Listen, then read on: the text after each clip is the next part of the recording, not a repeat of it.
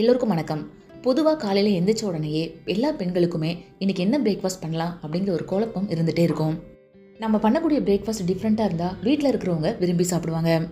அதே நேரத்தில் அந்த பிரேக்ஃபாஸ்ட் சத்தானதாகவும் இருந்துச்சுன்னா நமக்கும் ரொம்பவே சாட்டிஸ்ஃபேக்ஷனாக இருக்கும். இன்றைக்கி நம்ம ராகியை வச்சு 8 வகையான பிரேக்ஃபாஸ்ட் எப்படி பண்ணுறது அப்படிங்கிறத தான் பார்க்க போகிறோம். ராகியில் செய்யக்கூடிய பிரேக்ஃபாஸ்ட் எல்லாமே ரொம்பவே ஈஸியாக இருக்கும். இப்போ இதெல்லாம் எப்படி பண்ணுறதுன்னு பார்க்கலாம்.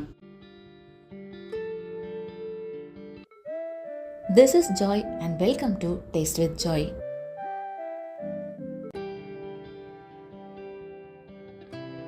ஃபர்ஸ்ட் நம்ம பார்க்க போகிறது ராகி இட்லி. ராகி இட்லி பண்ணுறதுக்கு நார்மல் இட்லி நம்ம எப்படி புளிக்க வச்சு பண்ணுவோமோ அதே மாதிரி தான் பண்ண போகிறோம். ஒரு கப்போ அல்லது ஒரு டம்ளரோ அளவுக்கு எடுத்துக்கோங்க. 3 கப் அளவுக்கு ராகி எடுத்துக்கோங்க. 1 கப் அளவுக்கு இட்லி அரிசி, 1 கப் அளவுக்கு உளுந்து எடுத்துக்கோங்க. இது கூட 1 டேபிள் ஸ்பூன் வெந்தயம் சேர்த்துட்டு தண்ணி ஊற்றி ஒரு 2-3 தடவை கழுவி எடுத்துக்கலாம்.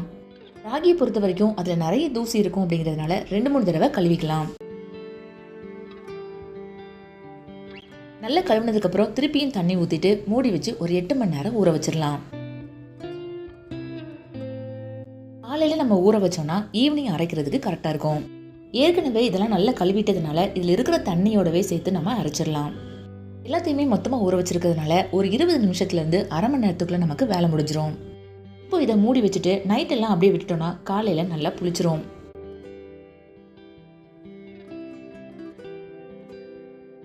இதில் நம்ம தேவையான அளவு உப்பு போட்டு மிக்ஸ் பண்ணிவிட்டு நார்மலாக எப்படி இட்லி செய்வோமோ அதே மாதிரி இட்லி ஊற்றிட வேண்டியதான். எப்போவுமே அரிசியிலேயே இட்லி மாவு ரெடி பண்ணுறதுக்கு பதிலாக மாதத்தில் ஒரு தடவை ராகியை வச்சு இட்லி மாவு ரெடி பண்ணி வைக்கலாம். அதனால் நம்ம வித்தியாசமாக சாப்பிட்ட மாதிரியும் இருக்கும், உடம்புக்கு ஆரோக்கியமானதாகவும் இருக்கும். நார்மல் இட்லிக்கு நம்ம என்ன சைடிஷ் வச்சு சாப்பிட்றோமோ அதையே இந்த இட்லிக்கும் எடுத்துக்கலாம். வெஜிடேரியனாக இருந்தால் சாம்பார் சட்னி வச்சு சாப்பிடலாம். நான் வெஜிடேரியனாக இருந்தால் மீன் குழம்போ இல்லை சிக்கன் குழம்போ வச்சு சாப்பிடலாம். அடுத்ததான் நம்ம பார்க்க போகிறது ராகி தோசை. ராகி தோசை பண்ணுறதுக்கு நம்ம இட்லிக்கு அரைச்ச மாவையே தான் யூஸ் பண்ண போகிறோம். ஃபர்ஸ்ட் டே இட்லிக்கு மாவு கொஞ்சம் திக்காக வச்சுருப்போம். 2வது நாள் தோசை சுடும்போது அதில் கொஞ்சம் தண்ணி சேர்த்து மிக்ஸ் பண்ணிக்கலாம். கடையில் கிடைக்கக்கூடிய ராகி பவுடரை வச்சு கூட சிலர் இன்ஸ்டண்ட்டாக தோசை செய்வாங்க. ஆனால் அது அந்தளவுக்கு டேஸ்ட்டாக வராது. முழு ராகியை ஊற வச்சு அரைச்சி தோசை செய்யும்போது தான் ராகி தோசை சூப்பராக வரும். இந்த மாவில் கல் தோசை மாதிரி திக்காக செஞ்சாலும் தோசை நல்லா சாஃப்டாக வரும். ரோஸ்ட் மாதிரி தின்னாக பண்ணும்போது கூட நல்லா மொறுமொறுன்னு வரும். டேஸ்ட்டுன்னு பார்த்தீங்கன்னா வெள்ளை தோசையை விட ராகி தோசை ரொம்பவே நல்லாயிருக்கும். ஒரு தடவை வீட்லேயே அரைச்சி இந்த மாதிரி ராகி தோசை செய்ய ஆரம்பிச்சிட்டிங்கன்னா அதுக்கப்புறம் அரிசி மாவை விட ராகி மாவு தான் நீங்கள் அதிக அளவில் வீட்டில் செய்ய ஆரம்பிப்பீங்க. மோஸ்ட்டாக இப்போ எல்லாருமே அரிசியால் செஞ்ச உணவை காலையிலையும் சரி நைட்டுக்கும் சரி தவிர்த்துட்டு வந்துட்டு இருக்காங்க. இந்த மாதிரி சூழ்நிலையில் வீட்டில் ராகி மாவு அரைச்சி வச்சோம்னா காலையில் பிரேக்ஃபாஸ்ட்டுக்கும் சரி நைட்டு டின்னருக்கும் சரி இதையே பயன்படுத்திக்கலாம். இந்த தோசைக்கு நல்ல காரசாரமாக புதினா சட்னியோ இல்லை கொத்தமல்லி சட்னியோ வச்சு சாப்பிடும்போது ரொம்பவே நல்லாயிருக்கும்.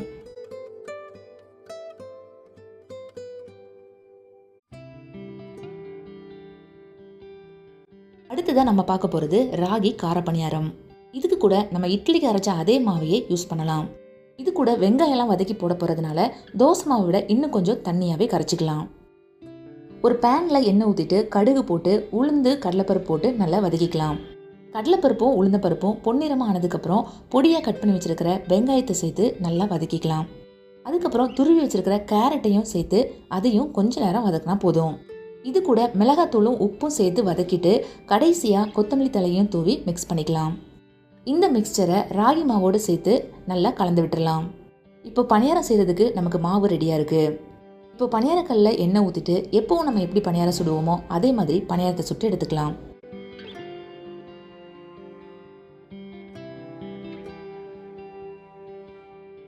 பணியாரத்துக்கு சைடிஷாக சிக்கன் சால்னா வச்சு சாப்பிடும்போது டேஸ்ட் ரொம்பவே அருமையாக இருந்துச்சு.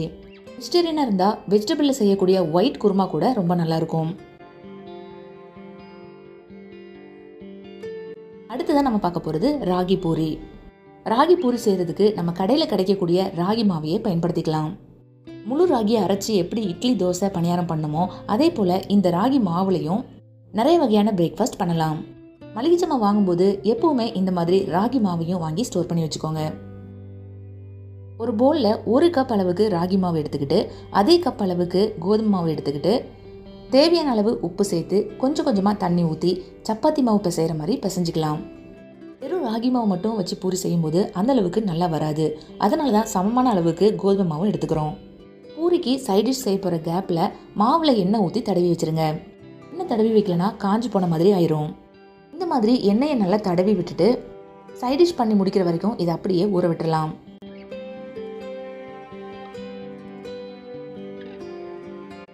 அதுக்கப்புறமா நம்ம நார்மலாக எப்படி பூரி செய்வோமோ அதே மாதிரி செஞ்சு எடுத்துடலாம்.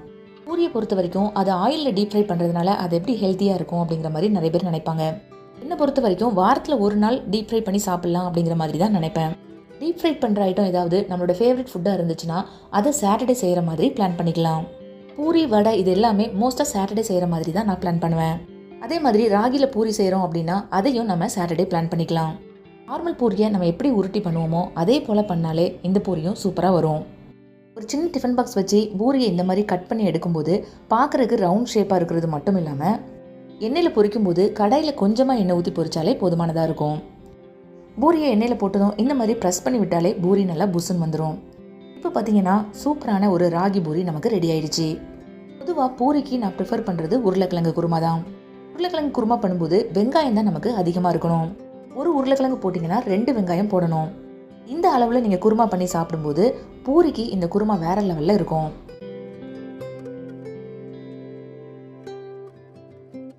அடுத்ததான் நம்ம பார்க்க போகிறது ராகி சப்பாத்தி. ராகி சப்பாத்தியும் கடையில் வாங்கக்கூடிய ராகி மாவுல இருந்தே செய்யலாம். ராகி சப்பாத்தியை பொறுத்த வரைக்கும் நம்ம பியோர் ராகி மாவுலேயே செய்யலாம். கோதுமை மாவு சேர்க்கணும்னு அவசியம் இல்லை. எந்த அளவுக்கு நம்ம ராகி மாவு எடுத்துருக்கோமோ அதே அளவுக்கு தண்ணி எடுத்து அதை கொதிக்க வச்சுக்கலாம். இந்த தண்ணியிலேயே சப்பாத்திக்கு தேவையான அளவு உப்பு போட்டுடலாம். தண்ணி கொதிச்சதுக்கப்புறம் ஸ்டவ்வை ஸ்லோ பண்ணிவிட்டு நம்ம எடுத்து வச்சிருக்கிற மாவை இதில் போட்டு மிக்ஸ் பண்ண ஆரம்பிச்சிடலாம். 1-2 நிமிஷத்துக்குள்ளவே இந்த தண்ணியெல்லாம் வற்ற ஆரம்பிச்சிரும். மாவு நல்லா கெட்டியாயிரும். மாவு நல்லா கெட்டியானதுக்கப்புறம் ஸ்டவ்வை ஆஃப் பண்ணிவிட்டு அந்த மாவை எடுத்து இன்னொரு பவுலுக்கு மாற்றிடலாம். மாவை வேறு பாத்திரத்துக்கு மாற்றிட்டு ஆற விட்டுடலாம். ஆறுனதுக்கப்புறம் மாவு பிசைய ஆரம்பித்தா சப்பாத்தி மாவு மாதிரி நல்லா பிசைஞ்சிடலாம். மாவு பிசையும் போது கையில் பிசு பிசுன்னு மாவு ஒட்டுச்சுன்னா கையை தண்ணியில் நல்லா கழுவிட்டு எண்ணெய் போட்டு பிசைய ஆரம்பிச்சிங்கன்னா அந்த மாதிரி பிசு பிசுன்னு ஒட்டாது. கோதுமை மாவு வச்சு நம்ம சப்பாத்தி செய்யும்போது மாவு போட்டு தான் உருட்டுவோம். ஆனால் ராகி சப்பாத்தி செய்யும்போது எண்ணெய் போட்டு உருட்டினீங்கன்னா தான் சப்பாத்தி காஞ்சி போகாமல் சாஃப்டாக இருக்கும். இந்த சப்பாத்திக்கு எந்த குருமாவை சைடிஷாக வச்சாலும் சூப்பராக இருக்கும். நார்மல் சப்பாத்திக்கு நம்ம என்னென்ன சைடிஷ் வச்சு சாப்பிடுவோமோ அது எல்லாத்தையுமே இந்த சப்பாத்திக்கும் செஞ்சு சாப்பிடலாம். சப்பாத்தியை பொறுத்த வரைக்கும் நான் அடிக்கடி செய்யக்கூடியது மஷ்ரூம் குருமா தான். ரொம்ப தண்ணியாக இல்லாமல் கொஞ்சம் ட்ரையாக வச்சு சாப்பிடும்போது சப்பாத்திக்கு இது ரொம்பவே நல்லாயிருக்கும். அடுத்தது நம்ம பார்க்க போகிறது ராகி இடியாப்பம். ராகி இடியாப்பமும் நம்ம கடையில் வாங்கக்கூடிய மாவுலேருந்தே செய்யலாம். போலில் நமக்கு தேவையான அளவு ராகி மாவு எடுத்துட்டு அந்த மாவுக்கு தேவையான அளவு உப்பு போட்டு கொதிக்கிற தண்ணியை கொஞ்சம் கொஞ்சமாக போட்டு மிக்ஸ் பண்ணிக்கலாம். சப்பாத்திக்கும் நம்ம இதே மெத்தடில் தான் மாவு பிசைவோம். ஆனால் அதுக்கு கொஞ்சம் டைட்டாக மாவு பிசைவோம். இதுக்கு கொஞ்சம் லூஸாக இருக்கிற மாதிரி பார்த்துக்கணும். இந்த மாதிரி லூஸாக மாவு பிசையும் போது கையில் கொஞ்சம் பிசு பிசுன்னு ஒட்டிட்டு இருக்கோம். அப்போது நம்ம எண்ணெய் ஊற்றிட்டு பிசைஞ்சோன்னா அந்த மாதிரி பிசு பிசுப்பு இருக்காது. இப்போ நம்ம நார்மலாக எப்படி இடியாப்பம் பண்ணுவோமோ அதே மாதிரி இடியாப்ப குழலில் மாவு வச்சு இடியாப்பம் செய்ய ஆரம்பிச்சிடலாம். இட்லி தட்டில் துணியை விரித்து அதில் செஞ்சாலும் சரி, வேக வைக்கிறதுக்காக தனியாக ஸ்ட்ரீமர் இருந்தாலும் சரி அதுலேயும் செய்யலாம். இடியாப்பம் செய்கிறதுக்காகவே பேம்பூவில் ஒரு மெட்டீரியல் கொடுத்துருப்பாங்க, அதில் செஞ்சாலும் சரி, எதில் செஞ்சாலும் ராகி இடியாப்பம் சூப்பராக வரும். ராகி இடியாப்பத்தை பொறுத்த வரைக்கும் இன்னுமே கொஞ்சம் ஹெல்த்தியான உணவுன்னு சொல்லலாம். ஏன்னா நம்ம இதில் பியூர் ராகி மட்டும்தான் ஆட் பண்ணியிருக்கோம். அது மட்டும் இல்லாமல் ஆவியில் வேக வச்சுருக்கோம். ஆவியில் வேக வச்சு சாப்பிட்ற ஃபுட்டு எல்லாமே உடம்புக்கு ரொம்பவே நல்லது.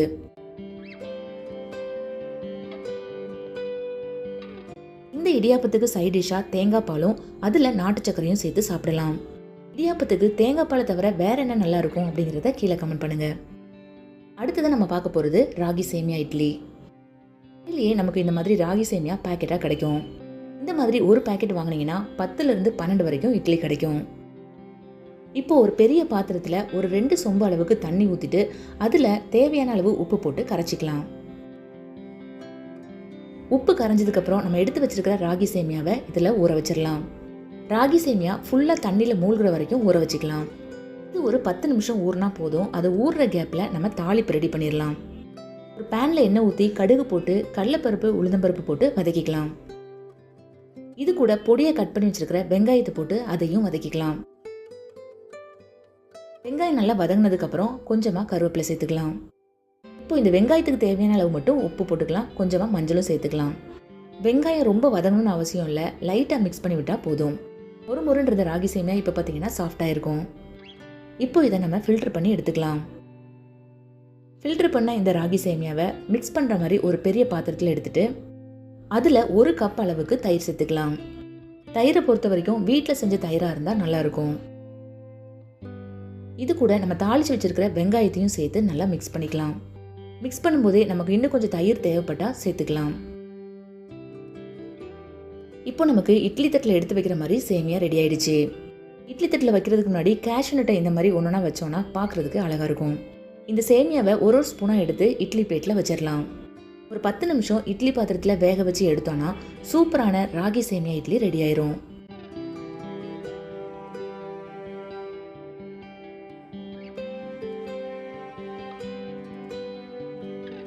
இதுக்கு சைட் டிஷ்ஷாக தேங்காய் சட்னியோ இல்லை சாம்பாரோ வச்சு சாப்பிடலாம்.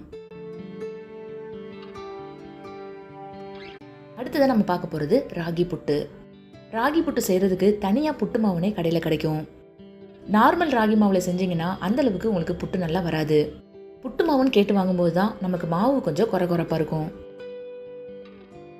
இப்போ ஒரு கப்பில் தண்ணி எடுத்துகிட்டு அதில் உப்பை கரைச்சிட்டு அந்த தண்ணியை வச்சு மாவு பிசையணும். சப்பாத்தி மாவு மாதிரி பிசைஞ்சிடாமல் கொஞ்சம் கொஞ்சமாக தண்ணி தெளித்து விட்டு அப்படியே மிக்ஸ் பண்ணி விடணும். கொஞ்சம் கொஞ்சமாக தண்ணி தெளித்து விட்டு மாவு ஈரப்பதம் ஆற வரைக்கும் மிக்ஸ் பண்ணணும். மாவை கையில் எடுத்து பிடிச்சு பார்க்கும்போது இந்த மாதிரி இருந்துச்சுன்னா கரெக்டான கன்சிஸ்டன்சியில் இருக்குன்னு அர்த்தம். இப்போ இந்த மாவை நம்ம இட்லி பாத்திரத்தில் வச்சு வேக வச்சு எடுத்துடலாம். ஒரு 10 நிமிஷத்துலேயே மாவு நல்லா வெந்து புட்டு நமக்கு ரெடி ஆயிரும்.